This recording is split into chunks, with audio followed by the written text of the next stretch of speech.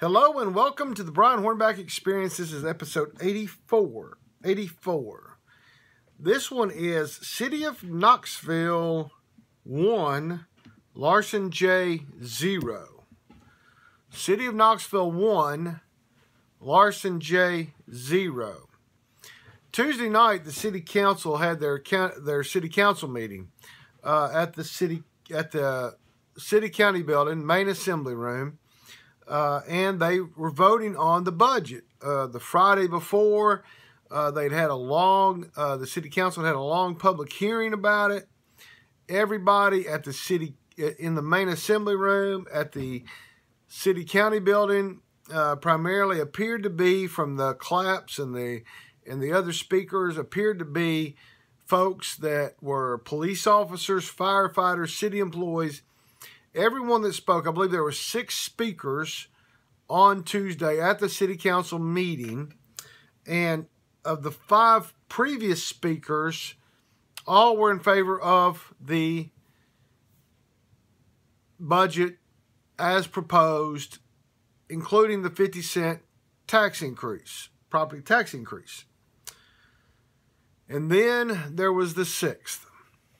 The 6th speaker was none other than Knox County Commissioner at Large, Seat 10, Larsen Jay. Now, Larsen Jay, to his credit, has moved all over the city in previous years.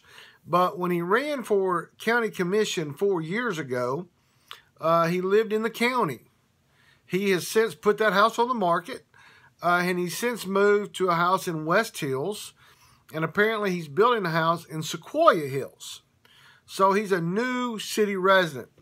I guess the worst kept secret, thanks to the former ambassador to Poland, who happens to write a column in the daily paper, Larsen Jay intends to challenge Indya Kincannon, the Knoxville mayor, for the mayorship come 2023. Now, I've also heard that there's a possibility that he might wait till 2027, which doesn't really coincide with his re-election to county commission, because he's up for re-election. Just won the primary on May 3rd.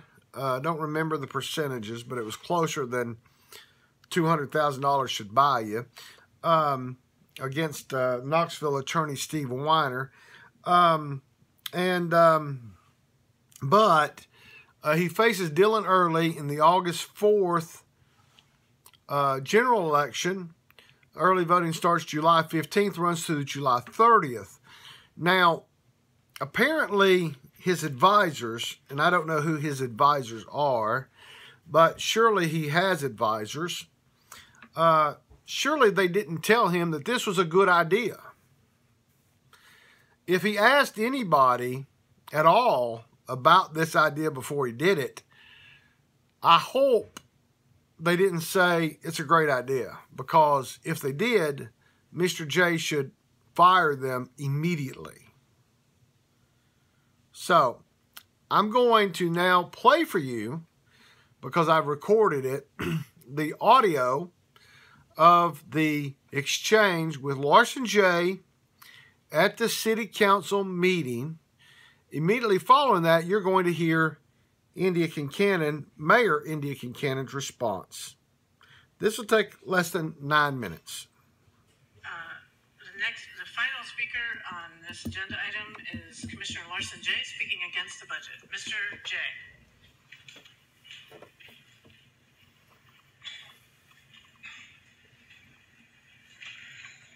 Good evening. Larsen Jay, 8407 Cortland Drive.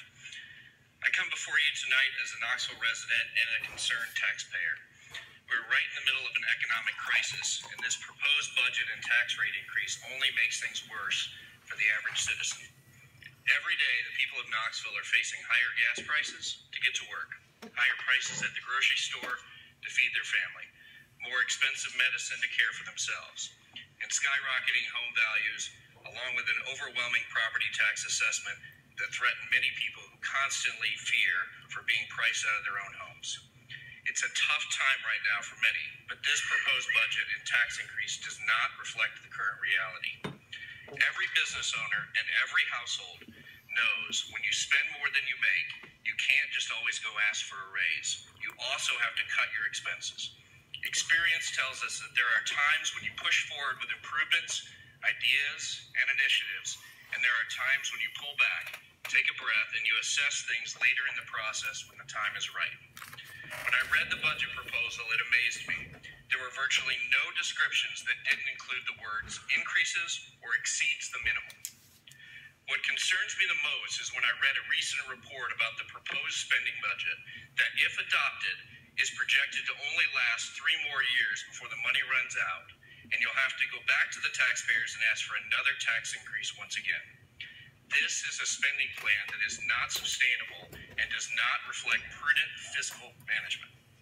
In a time where virtually every person in our community is trimming their budget, watching their spending, and doing what they can to combat ever-rising inflation, please don't rubber stamp this plan and endorse this administration that doesn't appear to be doing anything to find financial savings, to cut back on expenses, or find ways to defer ever-rising costs to the taxpayers.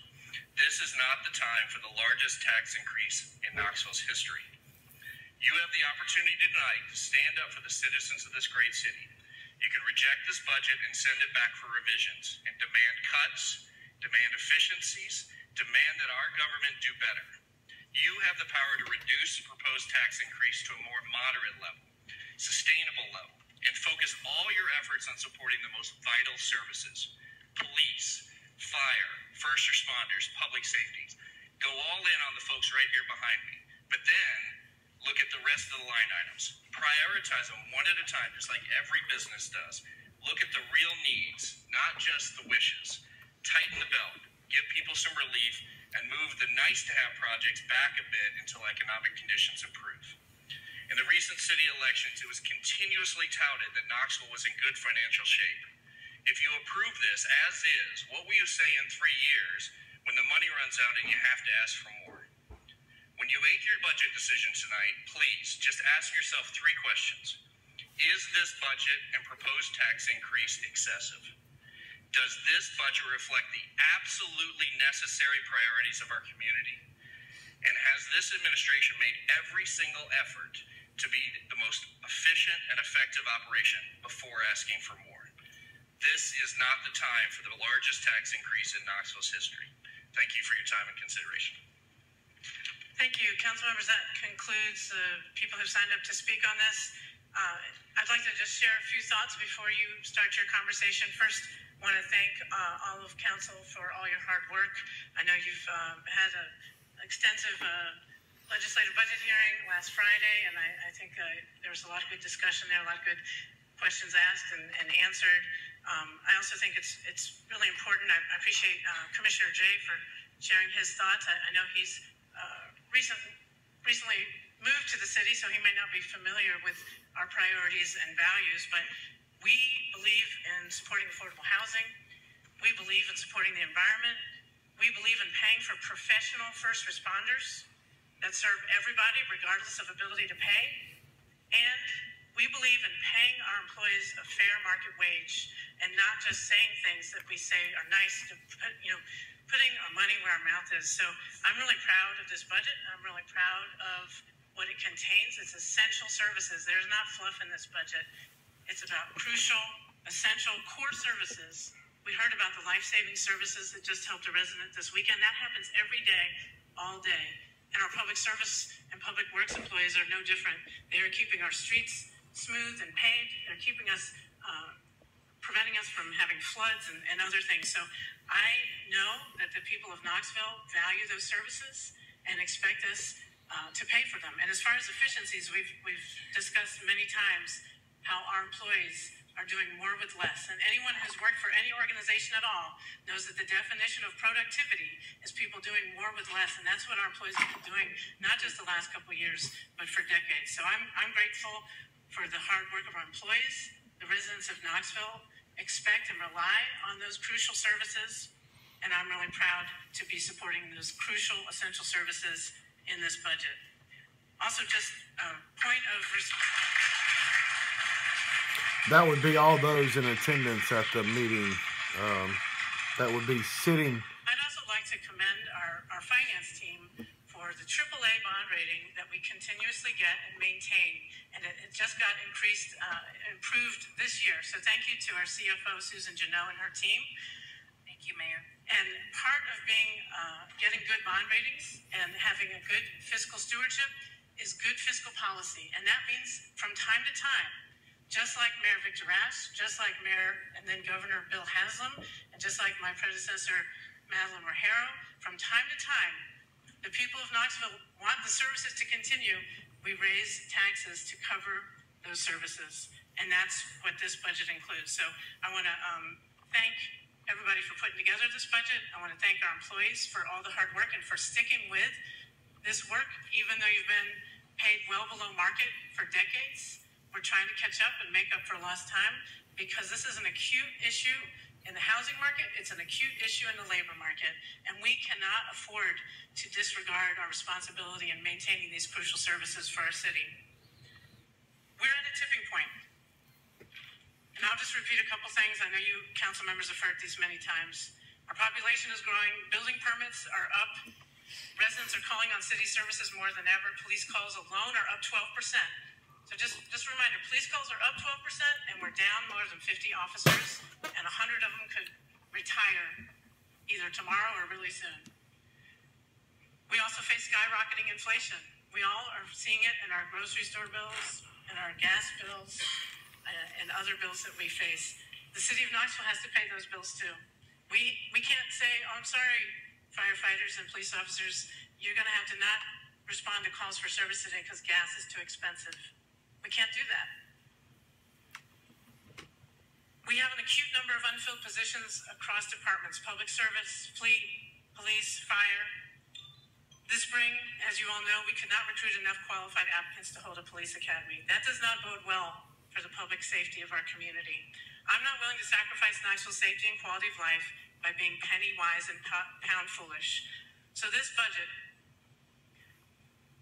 is all about high quality core services and the infrastructure to keep Knoxville's positive momentum going. This decision to raise taxes was not made lightly, but we have to be fiscally responsible. And so anyhow, I know I'm saying things that you've heard many times, and so I'm gonna stop my remarks and let you guys have your discussion about this, and I'll pipe in as needed. Okay, so that was Larsen Jay's comments at public forum at the city council meeting. That was Mayor Kincannon's immediate response to Larsen Jay. Again, this may be a precursor to next year's city mayor's race. This morning, this is being recorded on Sunday, May the 22nd. On WBIR's Inside Tennessee, as they had Mayor Kincannon on to speak, Susan Williams talked about a moderate Republican potentially challenging Mayor Kincannon in next year's election, and she even mentioned that Larsen Jay was at the commission meeting, the council meeting on Tuesday to talk about the budget. Now again, Larsen Jay is, Susan Williams is my friend, and I will give her the moderate terminology that she called Larsen Jay, a moderate Republican. Many friends in the big tent of the Republican Party, which I'm a member of, which I am currently the state executive committee man for Senate District 6. In our big tent of the Republican Party, we have many people. We have people on the far right. We have people on the right. We have people in the middle. We have people on the right middle, in the middle, in the left middle. We have people on the left. We have people on the far left in the Republican Party. I will give my friend Susan Williams the respect to say that Larsen Jay is a moderate. Many of my friends in all the different factions of the Republican Party that I've mentioned would call him a liberal. I don't call names. I look at individual issues. I look at individual persons. I look at individual votes of elected officials, and I make my determination in my own mind, but I choose not to identify someone as far right, far left, moderate right, moderate left, center, whatever. I choose not to do that. But I do consider myself fiscally conservative Republican. But I'm not going to define other people, okay? But I found it interesting that this is a member of commission who in the past at commission meetings have talked about we need to asphalt more. And in order to asphalt more, we need to take a different approach to the budget. He's talking to the council and saying to the council that they should reject this budget and send it back. In the 4 years that Mr. Jay's been on commission, I'm not sure, I'll have to go back and research it. I'm not sure that he's ever sent one back to the mayor. But I could be wrong on that, and if I am, so be it. But I don't want this to be a podcast, a Brian HORNBACK Experience, episode 84, that is only about Mayor Kincannon and Larsen Jay. Because again, this budget, when it was adopted on Tuesday, May the 17th, is now the city's budget. The city council approved it on the 17th. But I think that Commissioner Lauren Ryder from the 4th District, which is predominantly North City, had an interesting point that I think really needs to be aired. And here's that point. Essentially for... That's David Brace. It's a significant amount of money. Okay, so the county gets cut, and the county gets cut, and then the county gets another cut, and the state gets a cut, and the state gets a cut, but the county never raises taxes, and it was also, I didn't know this, the county also has a wheel tax that was passed before I ever moved here, that was supposed to be a short-term thing. This is, since we have a county commissioner who want to talk about our budget, I just want to bring up the county budget for a second. Go for it. I'm going to pass it on.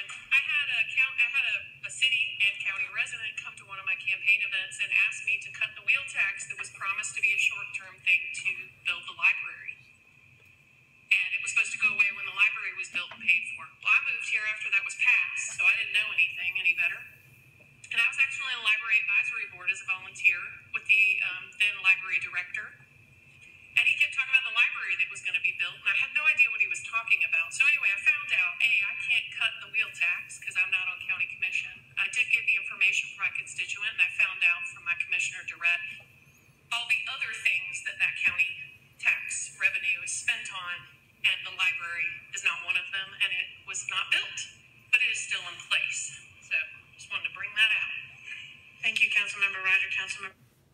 Okay, so that was Councilwoman Lauren Ryder making the point about the wheel tax, which I believe the wheel tax was passed in, I think the original wheel tax, which was like $6, was passed in '99 for a justice center, and then it was passed again, and then it went up $30 to $36, I believe it was, if I'm going by memory, to its current level. And let me just point this out.